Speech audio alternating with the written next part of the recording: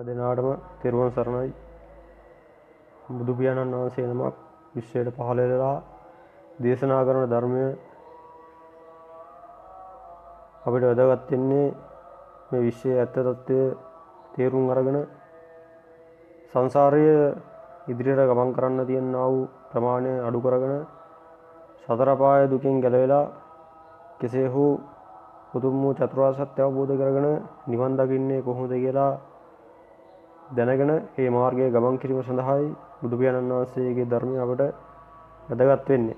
එතෙන්දී පංච උපාදානස්කන්ධය පිළිබඳ දැන ගැනීම කියන්නේ හරියට මුළු බුදු පියාණන් වහන්සේගේ සියලුම ශ්‍රී සද්ධර්මය අවබෝධ කර ගැනීම හා සමානයි. මොකද ලෝකයේ විදියට බුදු පියාණන් වහන්සේ පෙන්වන්නේ මේ පංච උපාදානස්කන්ධය. මේ විශ්වයේ ඉන්න සියලුම ජීවීන් පංච උපාදානස්කන්ධයක් විදියට දකින්න පුළුවන්. මේ විදියට බෙදලා වෙන් කරලා දැකීමේ තියෙන වාසිය තමයි අපි සත්පුද්ගල ස්වභාවයෙන් සක්කාය දිට්ඨියෙන් අපි අසුරු කරගෙන සියලුම දේවල් සහ සියලුම පුද්ගලයන් සිටින්නේ මේ පංච උපාදානස්කන්ධය තුල. පංච උපාදානස්කන්ධයක්ම මිස මම කියලා ගන්න කිසිවක් මෙතන නැහැ. ඒ කියන්නේ මම මගේ කියලා දකිනවට අමතරව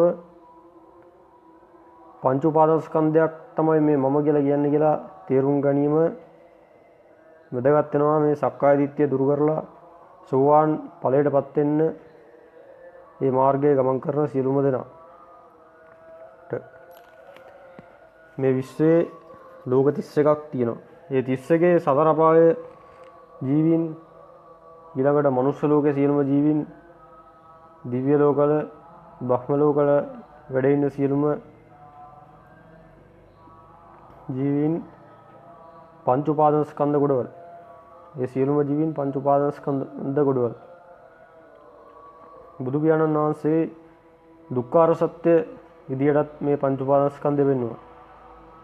දුක්ඛාර සත්‍ය විස්තර කරද්දී ජාතිපි දුක්ඛ, ජරාපි දුක්ඛ, ව්‍යාධිපි දුක්ඛ, මරණපි දුක්ඛ, අප්පිය සම්පයෝග දුක්ඛෝ, ප්‍රියෙහි විපයෝග දුක්ඛෝ, යම් පිංචන්න ලැබේ තම්පි දුක්ඛං ආදි වශයෙන් දුක්ඛාර සත්‍ය විස්තර කරගෙන ගිහිල්ලා අවසානයේදී දේශනා කරනවා සංකිට්ඨේන පංච උපාදානස්කන්ධ දුක්ඛ කියලා. යම් පංච උපාදානස්කන්ධයක් පවතිනවා නම් ඒකයි දුක්ඛාර සත්‍යෙට අයිති කියලා දේශනා කරයි. එහෙනම් මේ පංච උපාදානස්කන්ධයේ තියෙන කාරණා පහක් පිළිබඳව අපි අවධානය යොමු කරමු. එතෙන්දී පළවෙනි කාරණය තමයි රූප උපාදානස්කන්ධය. දෙවෙනි එක වේදනා උපාදානස්කන්ධය, තුන්වෙනි එක සංඥා උපාදානස්කන්ධය, හතරවෙනි එක සංස්කාර උපාදානස්කන්ධය, පස්වෙනි එක විඥාන උපාදානස්කන්ධය. මේ රූප උපාදානස්කන්ධයේ විදියට බුදු පියාණන් වහන්සේ පෙන්වුවේ අපි සංසාරයේ පුරාවටම ඇසෙන් දැක්ක වර්ණ, කනෙන් ඇසුව ශබ්ද, නාසයෙන් ගත්ත ගන්ධ සුවඳ, දිවෙන් ගත්ත රස, කයෙන් ලැබුව පහස, මනසට ලැබුණු අරමුණු. එතකොට මේක සංසාරයට ආපු දවසේ ඉඳලා මේ මොහොත දක්වා අපි අපේ අභ්‍යන්තර ආයතන ඇස කන නාසය දිවකය මනස කියන මේ ආයතන වල තියෙන ප්‍රසාද රූප, චක්කු ප්‍රසාදේ බාහිර වර්ණ ගැටිලා චක්කායතන ඇති වෙනවා. එතකොට චක්කායතන ඇතිවීම තුල මේ බාහිර තියෙන වර්ණය අපි වේදනා සංඥා සංකාර විදියට ගැනීම තුල ඒ සංස්කාර වලට අනුරූපව අපේ විඥාණය තැම්පත් කරගන්න. එතකොට සංසාරේ පුරාවටම අපි මේ විදියට වර්ණ උපාදානය කරගෙන ඇවිල්ලා තියෙනවා. අපි සංසාරේ වැඩියෙන් වර්ණ උපාදානය කරගෙන තියෙන ආකාරයට අනුවයි මේ මොහොතේත් අපි වර්ණ සොයමින් යන්නේ. සමහර අය දකින්න කැමති දේවල් සමහර අය දකින්න කැමති දේවල් වලට වඩා වෙනස්. එකිනෙකාට වෙනස් වෙලා තියෙන්නේ. සමහරු ලස්සනයි කියන සමහර දේ සමහරුන්ට එච්චරම ලස්සන නැහැ, ප්‍රියජනක නැහැ, තණ්හා උපදින සුරු නැහැ. එහෙම වෙලා තින්නේ සංසාරේ ඒ වර්ණය අසුරු කරගෙන ඒ වර්ණේ උපාදානය කරගෙන ආපු විදිහ වෙනස් නිසා. ඒ නිසා ඕනම පුද්ගලයෙක් කියලා කියන්නේ මෙන්න මේ වර්ණය ඇතුළු රූප උපාදාන ස්කන්ධයත් ඊළඟට වේදනා සංඥා සංකාර විඥාන කියන මේ උපාදාන ස්කන්ධ පහටම තමයි මේ ඕනම සත්‍යයේ පුද්ගලයෙක් කියලා කියන්නේ. එතකොට බුදු පියාණන් වහන්සේ මේක දේශනා කරේ පංච උපාදානස්කන්ධයක් ආකාරයට අපි මේ ජීවි එක්ක දකින්න උත්සාහ කරොත් ඒ ජීවයා පිළිබඳ තියෙන සත්‍ය සංඥා නැති වෙන එතෙන්දී සක්කාය දිට්ඨියෙන් තොරව මම මගේ කියන හැඟීමකින් තොරව මේ ඉන්න සියලුම ජීවින් එක්ක අපිට ගනුදෙනු කරන්න පුළුවන්. එතෙන්දී නැවත මේ කාම ලෝකයෙන් මිදිලා අපිට කාම ලෝකයේ තමයි මේ රූප ස්කන්ධය අරමුණු කරන්න තියෙන්නේ. එතකොට මේවා පිළිබඳ තියෙන උපාදාන තියෙනකොට උපාදාන පත්‍ය භව විදියට පටිච්චසමුපාදය අපි ඉගෙන ගත්තු නැවත භවයක් සකස් වෙන්නේ නැහැ මේ සතර අපාය තුල කාම ලෝකයේ තුල උපදින්නේ නැති ස්වභාවයකට පත් වෙන. ඒක අනාගාමී මට්ටමකට ගියාට පස්සේ එවැනි ස්වභාවයක් අපිට උද පහළ වෙනවා.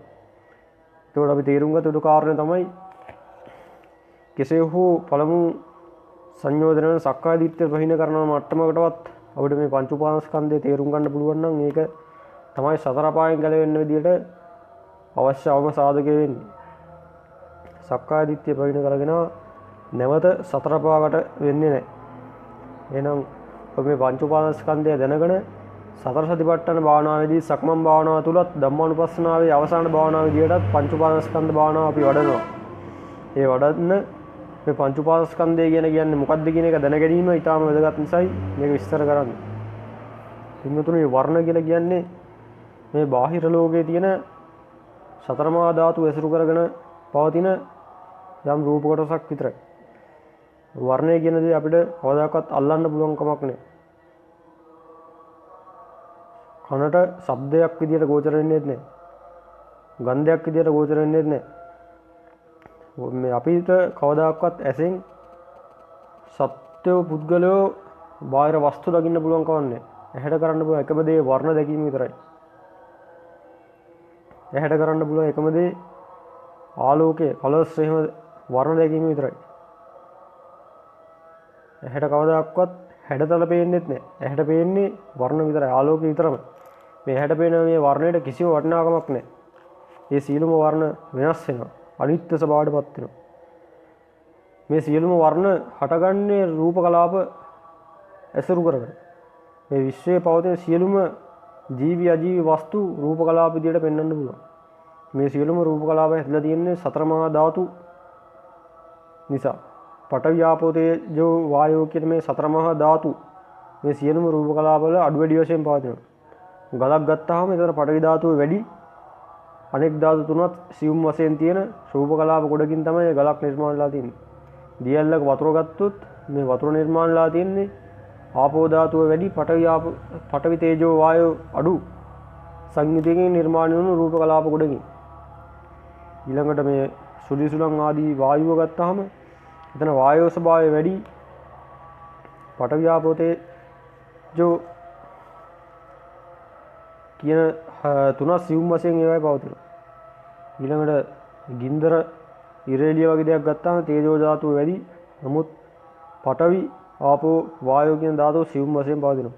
එතකොට මේ ආකාරයේ තියෙන රූප කලාප ගොඩක් එකතු වෙලා තමයි මේ විශ්වයේ තියෙන සියලුම දේවල් නිර්මාණලා පවතින්නේ. එතකොට මේ සියලුම රූප කලාප වල ලක්ෂණයක් තමයි අනිත්‍ය වීම, වෙනස් වීම. ඒ නිසා මේ සියලුම තමන්ගේ ශරීරය තුලත් පවතින බාහිර ලෝකෙත් පවතින සියලුම රූප කලාප අනිත්‍ය වෙනවා, වෙනස් වෙනවා. යමක් වෙනස් වෙනවා නම් ඒක දුක්ඛ සත්‍යයයි. වෙනස් වෙන කිසිම දෙයක සැප කියලා ගන්න දෙයක් නැහැ. එතෙන්දී බුදු පියාණන් වහන්සේ දුක්ඛාර සත්‍යදී ජාති දුක්ඛ, ජරා දුක්ඛ ආදී වශයෙන් දේවල් දේශනා කරේ. ඒ සියල්ල දුක්ඛාර සත්‍යයට ඇති වෙන්නේ ඒවා අපිට අනිත්‍ය ස්වභාවය ප්‍රකටව පේන විශේෂම අවස්ථා නිසා. ඉපදීම කියන්නේ අනිත්‍ය වීම. ඉපදීම කියන්නේ අනිත්‍ය වීම කියන්නේ එක් භවයකින් තව භවයකට එන අවස්ථාවක්. එහෙම නැත්නම් උප්පත්ති දෙකක් ලබන අවස්ථාවක්. ඒ කියන්නේ මව් කුස කලලයක් වශයෙන් උප්පත්තිය ලැබු කෙනෙක් මව් කුසෙන් එළියට යන අවස්ථාව. අපිට විශේෂම අනිත්‍ය වීම අපේ ඇස කන නාසය ආදී ඉන්ද්‍රියන්ට ප්‍රකට වෙන අවස්ථාවක් තමයි මේ අනිත්‍ය වීම. අපිට එහෙම නැත්නම් සාමාන්‍ය මිනිස්සෙක් පුටුවක ඉඳගත්තු කෙනා නෙමෙයි නැගිටින්නේ. ඒ වගේ හැම මොහොතකම වෙනස් වෙනවා. කෙස් වැවෙන්නේ නැති වෙලාවක් කියන්න බෑ.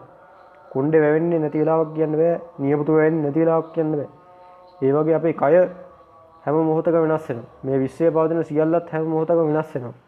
ඒ වෙනස් වීම නිසා ඒ සියල්ල දුක්ඛාර සත්‍යයයි. දුක්ඛාර සත්‍යේ මරණය, ලෙඩවීම, ප්‍රියංගෙන් වෙනවීම ආදී වශයෙන් විස්තර කරපු සියල්ල අපිට අනිත්‍ය ලක්ෂණය ප්‍රකටව පේන අවස්ථාවක්. එතකොට දුක්ඛාර සත්‍ය කියලා කියන්නේ මේ අනිත්‍ය වීම නිසා ඒ සියලු අනිත්‍ය වූ දේවල් තුල තියෙනා වූ ලක්ෂණයක් තමයි දුක්ඛාර සත්‍ය විදියට බුදු පියාණන් වහන්සේ දේශනා කරේ. එතෙන්දී දැන් රූප උපාදානස්කන්ධය ගැන කතා කරාම වර්ණය හටගෙන තියෙන්නේ මේ සතර මහා ධාතු ඇසුරු කරගෙන පවතින රූප කලාප වල තමයි මේ වර්ණය තියෙන්නේ. එතකොට මේ වර්ණය අනිත්‍යයි, වෙනස් වෙනවා. අපි පේන අපිට සංසාරයේ අපි ආපු දවසේ ඉඳලා සංසාරයට ආපු දවසේ ඉඳලා මේ මොහොත දක්වා ඒ භවයේදී ලැබුණු චක්කු ප්‍රසාදයට ගෝචර වෙච්ච වර්ණ සියල්ල අනිත්‍යයි. ඒවා අනිත්‍ය දුක්ඛ අනාත්ම විදිය දකින්නේ නැතුව අපි ඒවා පිළිබඳව වේදනා සංඥා සංකාර රැස් කරගෙන විඥාන ගොඩනගා ගත්තා. චක්කු විඥාන රැස් කරගත්තා. එතකොට මේ මොහොතේත් අපි තුල එවැනි චක්කු විඥාන තැන්පත් වෙලා පවතිනවා. එතකොට මේ අවස්ථාව අපි පංච උපාදානස්කන්ධය අවබෝධ කරගන්නේ සංසාරේ පුරාවටම අපි චක්කු විඥානයේ ගොඩනගාගෙන ආව වර්ණ උපාදානස්කන්ධ ගොඩවල් ටික ටික අයින් කරලා ඉවත් කරලා මේ සිත පිරිසිදු කර ගැනීමට ඔය චක්කායතන පිළිබඳව ආයතන භාවනාව වැඩි වීම ඊළඟට පංච උපාදානස්කන්ධයේ තියෙන වර්ණ උපාදානස්කන්ධය පිළිබඳව ඇති වෙන අවබෝධය මේවා තමයි කවදා හෝ අපි සතර සතිපට්ඨාන භාවනාව වඩලා ආනාපාන සති භාවනාවේදී පළවෙනි දෙවෙනි තුන්වෙනි ආදී වශයෙන් වූ සමාධි මට්ටම තුල අපේ සිත සමාධිගත වෙද්දී අපේ සිතට ත්‍රිවිද්‍යාව පහළ වෙලා ඒ කියන්නේ පුබ්බේ නිවාසංශ ඥානය, චතුූපාද ඥානය, ආසක්ඛ්‍ය ඥානය ආදී ඥානයන් පහළ වෙලා ඊට පස්සේ පරිචිත්ත විජාතන ඥාන අවසාන වශයෙන් දිබ්බ චක්කු දිබ්බ සෝත ආදී ඥාන උපදවා ගනිද්දී අපේ දිබ්බ චක්කු ඥානය උපදවා ගන්න මේ ආයතන භාවනාවේ චක්කායතන පිළිබඳව තියෙන භාවනාව සහ මේ පංච උපාදානස්කන්ධ භාවනාව වැඩිීමේදී රූප උපාදානස්කන්ධ පිළිබඳව තියෙන ඇත්ත తත්ත්වය අවබෝධ කර ගැනීමේදී සංසාරේ උපාදානය කරගෙන ආපු වර්ණ පිළිබඳව අපේ විඥානයේ ඇති සියලු සංඥාවන් ඉවත් කරගෙන චක්කු විඥානය පිරිසුදු කර ගැනීම තුළ මේ සියලු ඥාන උපදවා ගන්න හේතු වෙන්නේත් ඒ ආකාරයෙන්මයි. බුදු පියාණන් වහන්සේ කිසිවක් ඉන්ද්‍රජාලයක් හෝ මැජික් එකක් විදියට මේ දේශනා කරේ සියල්ල හේතුඵලවාදීව දේශනා කරපු ධර්මයක් බුදු පියාණන් වහන්සේ දේශනා කළේ.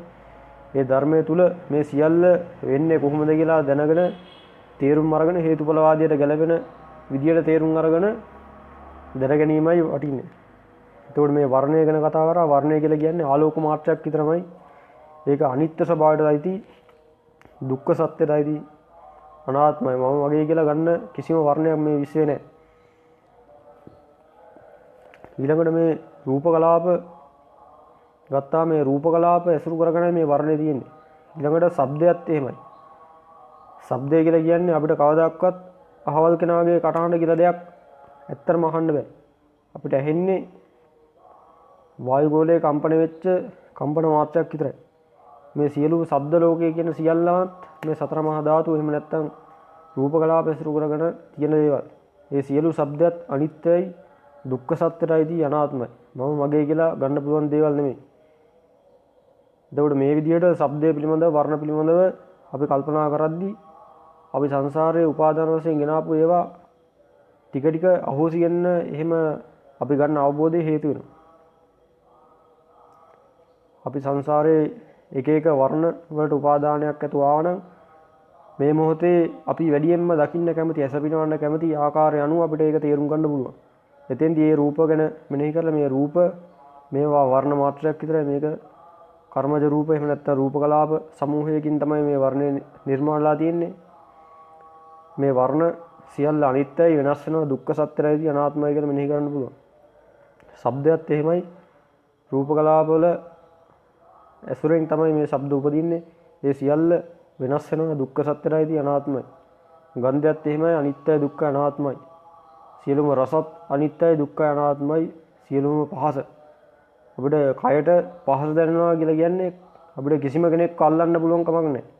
අපිට අපේ තියෙන සතර මහා ධාතු බාහිර තියෙන සතර මහා ධාතු එක ගැටීමක් විතරයි සිද්ධ වෙන්නේ. ඒක සතර මහා ධාතු ගැටීමක් මිස එතන සත්පුද්ගල ස්වභාවයක්වත් මම අහවල් දේ ඇල්ලුවා අහවල් කෙනාව ඇල්ලුවා කියලා අපිට කියන්න පුළුවන් කමක් නැහැ.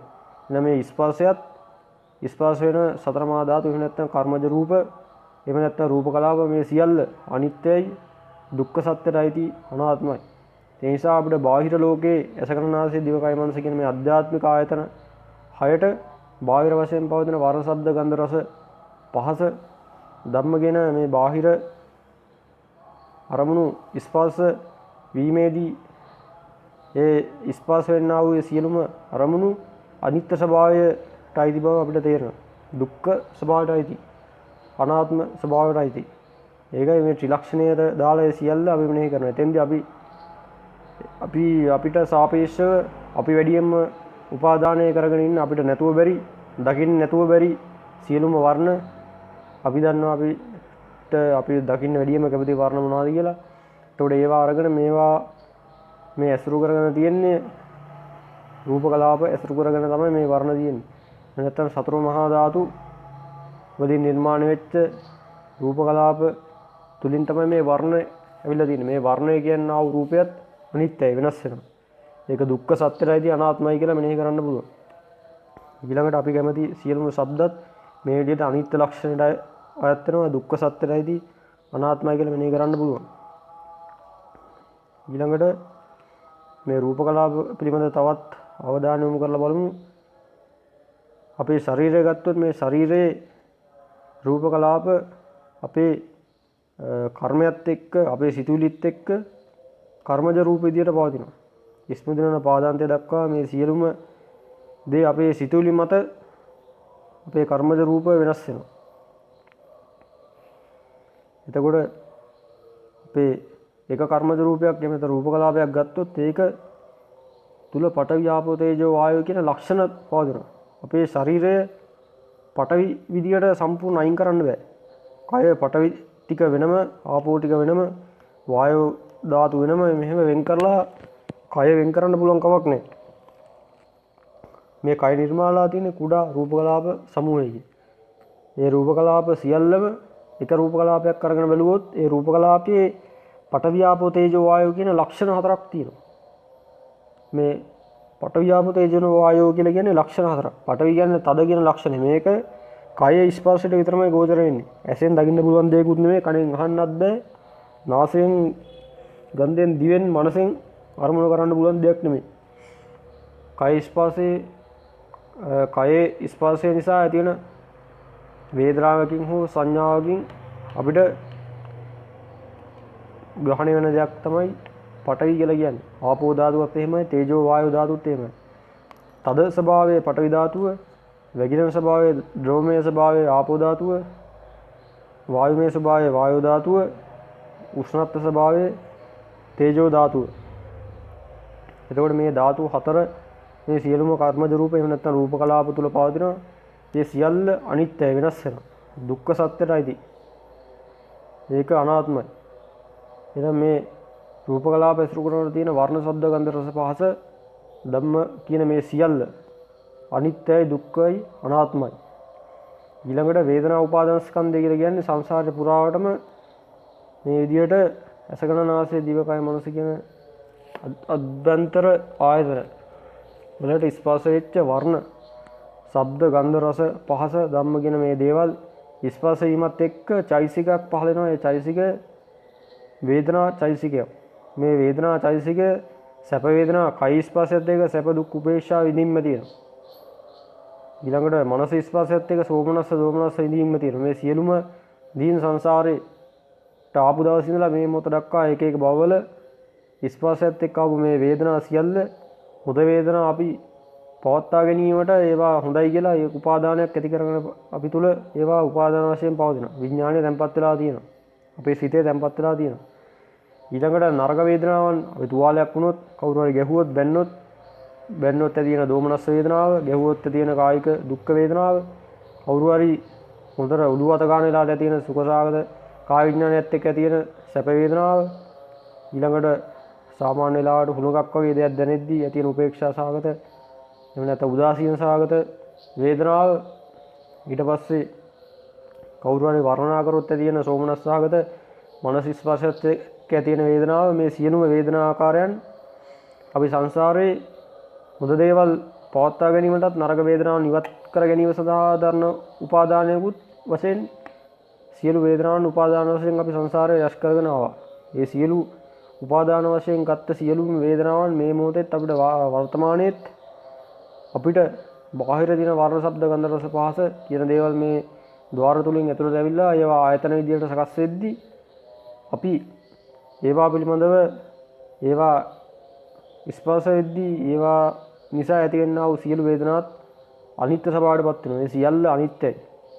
අපිට දැනෙන සියලුම වේදනාවන් නිකන් චෛතසික විතරයි. චෛතසික 52කින් එක චෛතසිකයක්. නිකන් සිතුවිල්ලක් විතරයි. අපි බාහිර වර්ණයක් ඉස්සෙල්ලාම ඇහැට ගැටෙද්දී බාහිරින් එන වර්ණය අපේ චක්කු ප්‍රසාදයේ ගැටිලා චක්කායතන ඇති වෙන අවස්ථාවේදී සිද්ධ වෙන ඉස්සෙල්ලාම අතීත භවංග කියලා අපි ඒ ගැටෙන වර්ණයත් එක්ක ඉස්සෙල්ලාම අතීත භවංග කියන්නේ කලින් අපේ චක්කු විඥානයේ පැවති ස්වභාවය ඊළඟට භවංග චලන කියලා ඒ ගැටිනෝ බව යම් කිසි දැනීමක් අපේ සිතේ හට ගන්නවා. ඊළඟට භවංග උපච්ඡේදය කියන්නේ ඒ ගැටුණු ස්වභාවය නැතිලා වෙනවා. ඒ දැනුණු ස්වභාවය නැතිලා ඊළඟට චක්කු ద్వාරාවලින් සිත් පහළ වෙනවා. ඊළඟ ඒ කියන්නේ අපි ගහක් දකින අවස්ථාවේදී අපි සංසාරයේ ඒ වගේ ගස් දැකලා ඒ දකින අවස්ථාවේ අපිට ආවර්ජන වෙනවා මේ වගේ ගස් මේ හැඩේ ගහක හැඩයක්. අපි ඒක ගහක් කියලා අඳුරගත්තේ සංසාරයේ ඒ වගේ කුල දකිද්දී ඒ වගේ වර්ණයක් එක්ක ඒ වගේ හැඩතලයක් එක්ක ගස් දැකලා තිබ්බහම ඒක ගහක් කියලා අඳුරගෙන තිබ්බ නිසා. එතකොට අපේ ద్వාරාවර්ජන සිත් වලින් ඒ ගස අඳුර ගන්නවා. ඊළඟට චක්කු විඥාණය හට ගන්නවා. අපේ චක්කු විඥාණයක තැම්පත් වෙනවා. ඊළඟට සම්පටිච්ඡන සම්තිරණ දෙක සිද්ධ වෙනවා. අපේ ඒක චක්කු විඥාණයේ පවතින සිත එතනම නිරුද්ධ වෙලා චිත්ත නියාමයට අනුව එතන මනෝද්වාරයේ සිත හට ගන්නවා. එතෙන්දී මනෝද්වාරයේ සිත හට ගන්නවට අවස්ථාවේදී සම්පටිච්ඡන සම්තිරණ කියන දෙක ඇති වෙනවා. ඒ කියන්නේ හඳුනා ගන්නවා වදාත් වලින් විනිශ්චය කරගෙන හඳුනා ගැනීම තමයි සම්පටිච්ඡනය කියලා කියන්නේ. ඊළඟට සම්තිරණය කියන්නේ අපි ඒක විමසනවා. ප්‍රඥාවන්ත කෙනෙක් විමර්ශන ඉර්ධිපාදයෙන් යුතුව ඒක විමසනවා. එතකොට ප්‍රඥා කෙනෙක්ගේ ව්‍යවස්ථාපනය කියලා කියන්නේ විමර්ශන ඉර්ධිපාදය. ඊළඟට අපි ඒක උපාදාන වශයෙන් ගන්නවා. ඊළඟට ඊට කලින් ජවන් සිත් විදියට අපි ඒක ක්‍රියාත්මක වෙනවා. එක්ක ගහ ළඟට යන්න උත්සාහ කරනවා. ඊළඟට ගහ අල්ලන්න උත්සාහ කරනවා. දකින්න උත්සාහ කරනවා. හොඳින් බලන්න උත්සාහ කරනවා. ඉතින් ජවන් සිත් වලින් පස්සේ තදාලම්බන විදියට අපේ විඥාණය තැම්පත් වෙනවා. එතකොට යම්කිසි වර්ණයක් චක්කු ප්‍රසාදයේ ගන්නවට පස්සේ අපි මේ වර්ණය පිළිබඳව චිත්ත වීති පහල කර ගන්න ආකාරය තමයි විස්තර වෙන්නේ. එතෙන්දී ඇහැට ඒක දකින්න අවස්ථාවේම අපිට සම්පටිච්ඡන සම්තිරණ ව්‍යවස්ථාපන විදියට මනසේ ස්පර්ශයත් එක්ක තමයි මේ වේදනා කියන දේ හටගන්නේ. සියලුම සැප වේදනා, දුක් වේදනා, උපේක්ෂා වේදනා, සෝමනස්ස, දෝමනස්ස කියන මේ වේදනා සම්පටිච්ඡන සම්තිරණ ව්‍යවස්ථාපන කියන සිත් එක්ක පහළ වෙන සිතුවිලි තමයි සිතුවිල්ලක් විදියට තමයි මේ සියලු වේදනාවන් හටගන්නේ. මේ සියලු වේදනාවන් අපි තුල තියෙන මේ සිතුවිල්ලක් විතරයි. බාහිර දෙයක් නෙමෙයි. ඒ අපි තුළ පවතිනා වූ සියලු වේදනා අනිත්‍යයි, වෙනස් වෙනවා. දුක්ඛ සත්‍යයි. අනාත්මයි. මම මගේ කියලා ගන්න පුළුවන් කමක් නැහැ. එතකොට මෙහෙම දකිනකොට සංසාරය අපි උපාදානය කරගෙන ආපු දේත් මෙහෙමයි කියලා ටික ටික අවබෝධ වෙනවා. එතකොට අපි බුදු පියාණන් වහන්සේගේ ධර්මයේ හැසිරෙනවා කියලා කියන්නේ තව පැත්තකින් මේ සංසාරේ ගෙන ආපු ගොඩ ගහගෙන ආපු පංච උපාදානස්කන්ධ ගොඩවල් ටික ටික ප්‍රහීන කරගෙන හීන කරගෙන ඒ වගේ ශක්තියින් අවම කරගෙන කෙටියෙන්ම කිව්වොත් මේ පංච උපාදානස්කන්ධය කියන්නේ අපි හිතන විදිය. අපි වර්ණයක් දැක්කහම ඒ අනුව ක්‍රියා කරන්නේ කොහොමද? අපි සංසාරේ පංච උපාදානස්කන්ධය ගෙනාව තාලය තමයි. එතකොට වෙන කෙනෙක් ක්‍රියා කරන්නේ එයා සංසාරේ පංච උපාදානස්කන්ධය ගෙනාවු තාලය අනුව. එතකොට අපි බුදු පියාණන් වහන්සේගේ ධර්මය අවබෝධ වෙනවා කියලා කියන්නේ විශ්වයට පොදු වස්තුවක් වෙනවා. ගහක් වගේ, ඉරක් වගේ මේ හිතක් නැති වස්තු සමබරයි. සතර මහා ධාතු සම්බර විදිය තියෙනවා. නමුත් අපි මේ සිතක් අරගෙන පංච උපාදානස්කන්ධයක් අරගෙන බාහිරින් තියෙන මේ වර්ණ ශබ්ද ගන්ධ රස පහස මේ දේවල් ස්පර්ශ වෙද්දී අපිට කැමති ආකාරයට ඒවා තේරුම් අරගෙන අපේ සිතුවිලි පහල කරලා ඒවාට අනුව අපේ සිත් උපදිනවත් එක්කම තමයි අපේ මේ කර්මජ රූප කියන දේ වෙනස් වෙලා අපේ සතර මහා ධාතු අසම්බර වෙලා අපේ කය රෝගී බවටපත් වෙන්නේ. ඒ වගේ මනසත් රෝගී බවටපත් වෙන්නේ. ඊළඟට මේ රෝගී භාවයටපත් වෙච්ච මනස නිසා විඥානපච්චය නාම රූප විදියට මේ මොහොතේ අපේ නාම රූප දෙකටත් බලපානවා. ඊළඟට මරණාසන්න මොහොතේදී කර්මය කර්ම නිමිත්ත ගති නිමිත්ත පහළ වෙලා සතර පායාදී දුගතිගාමී වෙන්නත් හේතු වෙන්නේ මේ සක්කාය දිට්ඨිය ආදී වශයෙන් නෝ මේ සිතේ පවතිනා වූ සංඥා විපල්ලාසය නිසා. එහෙම නැත්නම් වැරදි සංඥාවල් නිසා. එතකොට බුදු පියාණන් වහන්සේ දේශනා කළ ආකාරයෙන් නිවැරදි සංඥාවන් නැති කරගන්න අවශ්‍යයි. අපිට මේ ඊළඟ භවයේ පිරිසිදු කරගන්න ඊළඟ භවයේ සතර අපායට නොවැදී ඉන්න. එතෙන්දී වේදනාව පිළිබඳව කතා කරා. මේ වේදනා සියල්ල අනිත්‍ය දුක්ඛ අනාත්ම ස්වභාවයටපත් වෙනවා. ඊළඟට සංඥාව කියලා කියන්නේ හඳුනා ගන්න විදිහ. ඒවා බුදු පියාණන් වහන්සේ පහකට වෙන් කරනවා. වර්ණ සංඥා, ශබ්ද සංඥා, ගන්ධ සංඥා, රස සංඥා, පොට්ටබ්බ සංඥා, ධම්ම සංඥා කියලා හයකට වෙන් කරනවා. ඒ කියන්නේ අපි වර්ණ පිළිබඳව තියෙන සංඥාව. එකම වර්ණය පිළිබඳව දෙන්නේ තුල තියෙන සංඥාව දෙකක්. මේ රූප වේදනා සංඥා කියන මුලින් කිව්ව පංච උපාදානස්කන්ධයේ කාරණා තුනම තමයි පටිච්චසමුපාදයේ අවිද්‍යාව විදිහටත් අපි දකින්නේ. මොකද මේ අවිද්‍යාව නිසා සංස්කාර රැස් වෙන්නේ. ඒ වගේම තමයි අපි තුල පවතින රූප උපාදානස්කන්ධය නිසා, වේදනා උපාදානස්කන්ධය නිසා, සංඥා උපාදානස්කන්ධය නිසා ඒවාට අනුරූපව සංස්කාර අපි තුල හට ගන්නවා. සිතුවිලි පහළ වෙනවා. ඒ කියන්නේ පින්වතුනි සමහරු එක පුද්ගලයෙක් ගත්තොත් ඒ පුද්ගලයාට තරහ මිනිසුත් ඉන්නවා. ඒ පුද්ගලයා ඇසුරු කරන යාළු හිත මිත්‍රාදීනුත් ඉන්නවා. එතකොට තරහ පුද්ගලයා අර පුද්ගලයා විදියට එයාව දැක්කහම ඇසෙන් ඒ පුද්ගලයාව දැක්කහම එයා තුල වැරදි සංඥා ටිකක් තියෙනවා. එයා ඒ වර්ණය ඒ පුද්ගලයාගේ වර්ණයට වැරදි සංඥා ටිකක් හදාගෙන ඉන්නවා. මේ ඉන්නේ අහවල් වැරද්ද කරපු පුද්ගලයා. මේ පුද්ගලයා මෙන්න මේ අඩුපාඩු තියෙනවා කියලා ඒ වර්ණයත් එක්ක අපි සංඥා ටිකක් උඩන ගාගෙන ඉන්නවා. එතකොට මේ අනිත් ඒ පුද්ගලයාගේ හිතවත් අය ඔහු ගැන සංඥා ටිකක් හදාගෙන ඉන්නවා. එයාගේ වර්ණය දැක්කහම මේ ඉන්නේ මේ විදියට මට උදව් කරපු කෙනා. මේ හොඳ ගතිගුණ තියෙන කෙනා කියලා හොඳ මිනිස්සු ඒ කියන්නේ අර එයාව හොඳ කෙනෙක් කියලා දකින යාළුවෝ තුල එයාගේ වර්ණයත් එක්ක වැරදි සංඥා ටිකක් හදාගෙන ඉන්නවා. තරහ පුද්ගලයාත් අරයාගේ වර්ණය පිළිබඳ වැරදි සංඥා ටිකක ඉන්නවා. එතකොට මේ සංඥා දෙකම මේ බුදු පියාණන් වහන්සේ දේශනා කළේ මේ සියලු වර්ණ මේවා සත්‍ය පුද්ගල ස්වභාවයෙන් තොරයි. එතකොට අර දෙපිරිසම අර පුද්ගලයා දිහා බලපු සංඥාව වැරදි. බුදු පියාණන් වහන්සේ දේශනා කළේ මේ සියලු වර්ණ සත්‍ය පුද්ගල ස්වභාවයෙන් තොරයි. ඒ වුණාට අර දෙපිරිසම මේ පුද්ගලයා දිහා දැක්කේ ඒ සත්‍යය දැක්කා කියලා තමයි මේ වර්ණය දිහා දැක්කේ.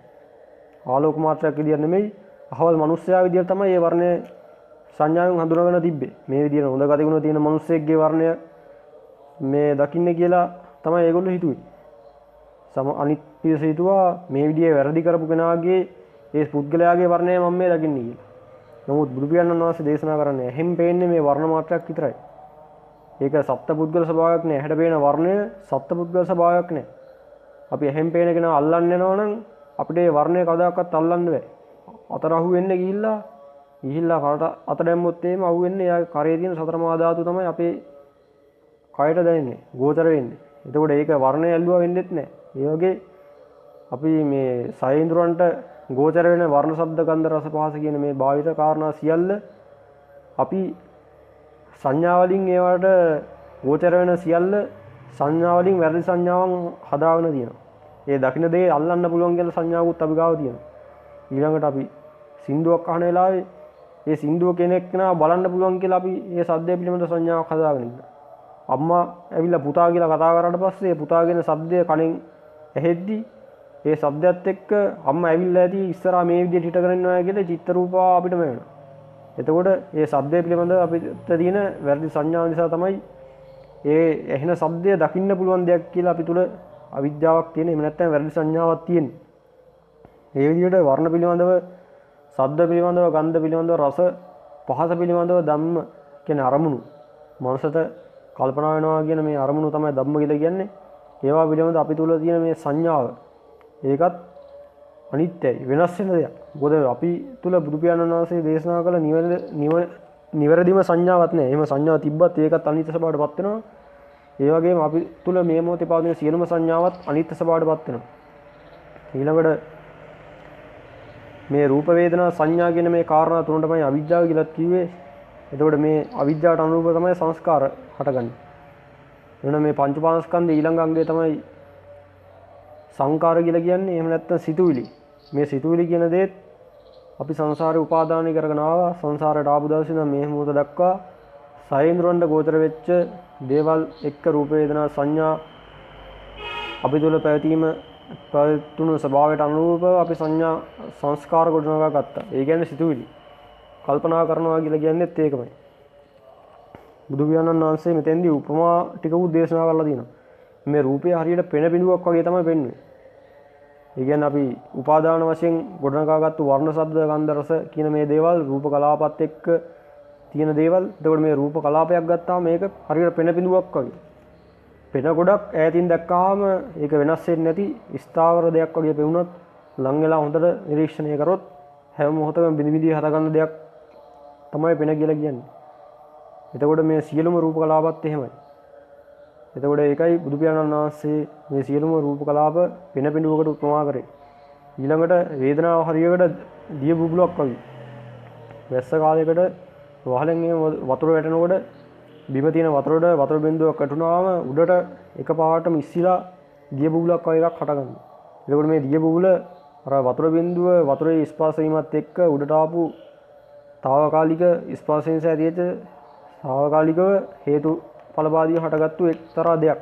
ඒ විදිහටම අපේ සයින්ද්‍රවණ්ඩ බාහිර වස්තුවක් ස්පර්ශ වෙද්දී අපි තුල චෛසිකයක් පහළ වෙනා වේදනාව කියලා.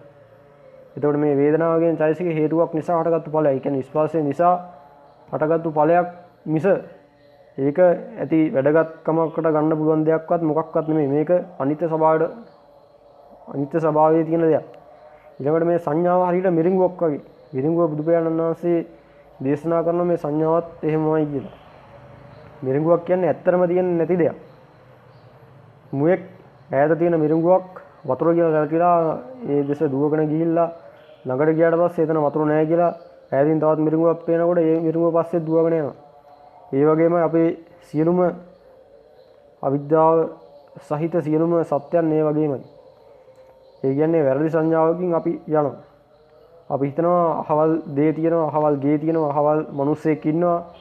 මේ විදිහේ සත්වය පුද්ගලයෝ මේ ලෝකෙ ඉන්නවා කියලා අපි මේ පේන වර්ණ ශබ්ද ගන්ධ රස පහස ගැන වැරදි සංඥාවන් අපි තුල පවතිනවා. හරියට මුවෙක් මිරිඟුව කියන්නේ වතුර තියෙනවා කියලා දැක්කා වගේ. මිරිඟුව කියන්නේ වතුර නෙමෙයි වගේ අපි හිතාගෙන ඉන්න සත්වය පුද්ගලයෝ මේ ලෝකේ නැහැ. මේ ලෝකේ පවතින්නේ ඇත්තටම පවතින්නේ චිත්තචෛතසික රූප නිර්වාණය කියන මේ පරමාර්ථ ධර්ම හතර විතරයි. පරමාර්ථ ධර්ම හතරට අමතරව අපි තියනවා කියලා හිතාගෙන ඉන්න සියල්ල අයිති වෙන්නේ වැරදි සංඥාවකට. හරියට අර මුවා මිරිඟුව දැක්කා වගේ අපි දකිනවා මේ එක එක දේවල් තියනවා කියලා. ඒවා සියල්ල වැරදි දේවල්, වැරදි සංඥාවන්.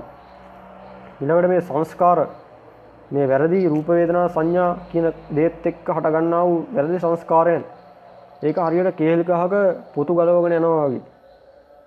මිනිස්සෙක් පුටුවක ඉඳගෙන කල්පනාවට වැටෙනවා නම් එයා කල්පනා කර කර යනවා. අවසානයේ යාට ලැබෙන කිසිම දෙයක් නැහැ. එයා සිතුවිලි ගොඩකින් විඥානය අපිරිසිදු කර ගැනීමක් විතරයි සිද්ධ කරන්නේ. ඌ කල්පනා කරේ බුදු පියාණන් වහන්සේගේ ධර්මයේ නෙමෙයි නම්. එතෙන්දී කෙහෙල් ගහක පොතු ගලවගෙන ගිහිල්ලා අවසානයේ ඔහුට හරයක් අරටුවක් දකින්න ලැබෙන්නේ නැහැ වගේ. මේ අවිද්‍යාව සහගත රූප වේදනා සංඥා සංකාර නිසා හට ගන්නා වූ සියලුම සංස්කාරයන් නැත්නම් සිතුවිලි චේතනාවන් ඒ වගේ කිසිම හරයක් නැති අවසානයේ වෙහෙසක් වුණක් ඉතුරු වෙන දෙයක්. කෙහෙල් ගහක් ගලවාගෙන යන කෙනාට ගොඩක් වෙහෙසයි අවසානයේදී. නමුත් ලැබෙන යහපත් ප්‍රතිඵලයකුත් නැහැ. ඒ වගේ සංස්කාර රැස් කරන කෙනාට අවසානයේ කිසිම යහපත් ප්‍රතිඵලයක් ලැබෙන්නේ නැහැ. වෙහෙස පවණයි ඉතුරු වෙන්නේ. ඒ වෙහෙස කොච්චරද කියනවා නම් වැරදි සංඥා නිසා හටගත්තු වැරදි සංස්කාරයන් නිසා අපේ විඥානයත් අපිරිසුදුලා විඥානපච්චය නාම රූප විදියට සතර පායටත් වැටෙන්න හේතු වෙනවා.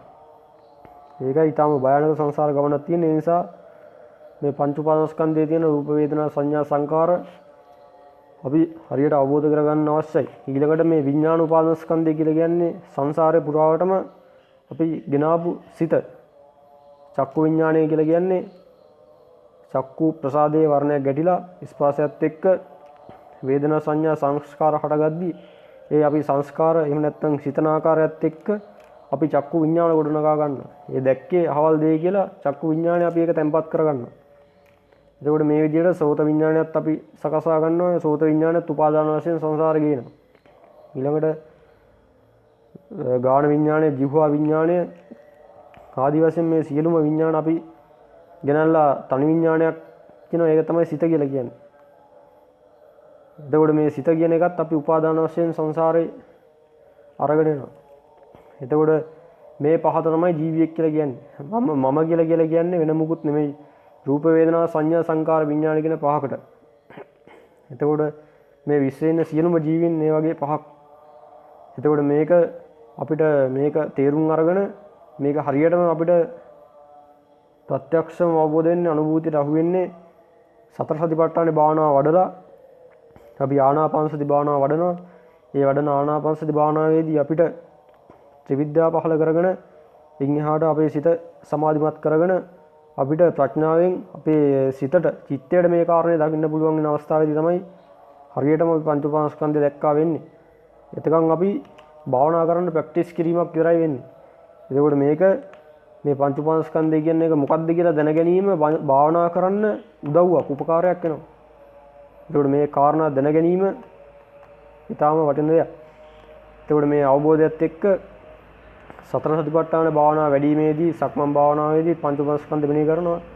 ඊළඟට ධම්මානුපස්සනාවේ අවසාන භාවනාව විදිහට එහෙම නැත්නම් සතර සතිපට්ඨාන භාවනාවේ අවසාන විදිහටත් පංච උපාදානස්කන්ධ භාවනාවමයි වඩන්නේ. ඒ නිසා මේ ආකාරයෙන් මේ ධර්ම කරුණු පිළිබඳව දැනගෙන අවබෝධ කරගෙන කෙසේ හෝ අඩුම තරමේ සක්කාය දිට්ඨිය ප්‍රහීන කරන මාර්ගයට එහෙම නැත්නම් සම්මා දිට්ඨියට එහෙම නැත්නම් ප්‍රඥා චෛසිකය පහළ වෙන මට්ටමකට අපේ සමාධිය ශක්තිමත් කරගෙන ඒ සඳහා අවශ්‍ය සීලය ශක්තිමත් කරගෙන ඒකට නිර්මාංශ වීම අත්‍යවශ්‍ය කාරණයක්. මස් මාංශ කාලා සත්ත්ව හිංසනයට අනුබල දීමක් සිද්ධ වෙන නිසා මස් මාංශ කන කිසිම කෙනෙක්ට මේ සීලය ඍජුව තියාගෙන සතර සතිපට්ඨාන වඩන්න පුළුවන් කමක් ලැබෙන්නේ නැහැ. හැබැයි නිර්මාංශලා සත්තු මරුවත් මදුරු මරුවත් මේක කරන්න බෑ. නිර්මාංශ වීම ප්‍රමාදමත් නැහැ. හිට්ලර් ඒ වගේ මස් මාංශ කාපු අය ඉන්නවා ගොඩක් වැරදි කරපු. ඒ නිසා නිර්මාංශ වීමම ප්‍රමාණවත් නැහැ. නිර්මාංශ වීම විශේෂයෙන් මතක් කරන්නේ මස් කෑවට කමක් නැහැ. ප්‍රශ්නයක් නැහැ. සීලය කඩ වෙන්නේ නැහැ කියලා කියන ආගම වෙනුවෙන් ධර්ම වෙනුවෙන් පෙන්නන ගොඩක් අය ඉන්න නිසාමයි මේක විශේෂයෙන් මතක් කරේ. ඒ නිසා නිර්මාංශ වෙලා සීලය ශක්තිමත් කරගෙන සමාධිය ශක්තිමත් කරගෙන කෙසේ හෝ මේ ධර්ම කරුණු ප්‍රත්‍යක්ෂව අවබෝධ කරගෙන සක්කාය දිට්ඨිය ප්‍රහීන කරගෙන කෙසේ හෝ මේ ජීවිතය තුළ ලැබුවා වූ වටිනා මනුෂ්‍ය ජීවිතය තුළ නැවත සතර පායට නොදැන මට්ටමකට පත් වෙන්න අවශ්‍ය ශක්තිය ධෛර්යය ලැබේවා කියලා ප්‍රාර්ථනා කරනවා. හැමදිනාටම තෙරුවන් සරණයි.